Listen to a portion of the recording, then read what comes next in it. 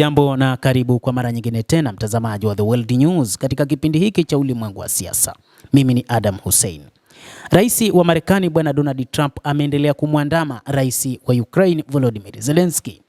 Hata hivyo, wakati huu amekuja na hoja nyingi. Moja kati ya mambo ambayo ameyazungumzia ni pamoja na vita vyake huko nchini Ukraine, akisema kwamba vimesababisha taharuki kubwa katika ulimwengu, huku mamia ya watu wakiuawa na wengi kujeruhiwa, huku maelfu wakihama makazi yao. Hata hivyo, licha ya kumwandama katika suala la vita vya nchini Ukraine, lakini utumizi wa nafasi ya rais wa zamani wa Marekani Joe Biden na maafisa wa ikulu ya White House imekuwa ni moja ya kashfa kubwa katika siasa za sasa za Marekani kwa kiongozi wa sasa Bwana Donald Trump.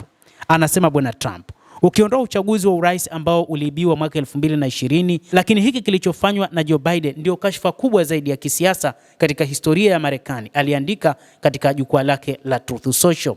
Trump alisema hapo awali kwamba moja kati ya kashfa zingine ambazo zinamwandama Bwana Biden ni juu ya misamaha aliyoitoa kwa baadhi ya wahamiaji, akiwataja zaidi ya watu 2500 pamoja na wanafamilia wake. Haukuwa na athari yoyote ya kisheria, kwani walikuwa wametiwa saini na hati ya kufungia isiyojulikana kwa rais wa zamani ambaye kipindi hicho alikuwa ni Trump.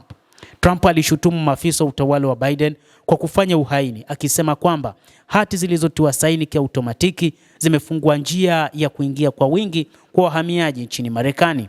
Kulingana na bunge la Marekani, maafisa wanne wa ikulu ya White House walitambuliwa kutumia kiautomatiki kusaini hati kwa niaba ya rais kipindi hicho Bwana Joe Biden. Mnamo Juni 3, idara ya sheria ya Marekani ilianzisha uchunguzi juu ya uamuzi aliofanya Biden katika siku zake za mwisho ofisini na kutoa msamaha kwa wanafamilia wake na wafungwa 37 ambao hukumu zao za kifo zilipunguzwa hadi kifungo cha maisha.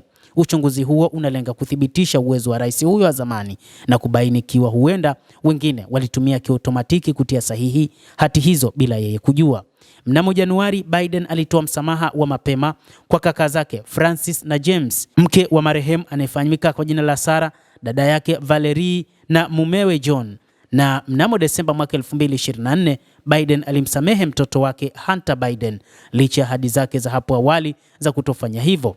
Hunter alisamehewa kuhusu mashtaka yaliyowasilishwa dhidi yake katika majimbo ya Marekani ya Delaware na California yanayohusiana na ukwepaji kodi na ukiukwaji wa sheria za bunduki. Basi mtazamaji, hayo ndio tuliokuwa nayo kwa sasa, na bila shaka nawe una nafasi ya kulike, una nafasi ya kucomment, kadhalika na kusubscribe channel yetu hii ili upate habari hizi kwa mapana kupitia The World News. Mimi ni Adam Hussein, endelea kuwa nasi wakati wote, endelea kutufuatilia ili uweze kufahamu kwa mapana juu ya mengi yanayoendelea katika ulimwengu.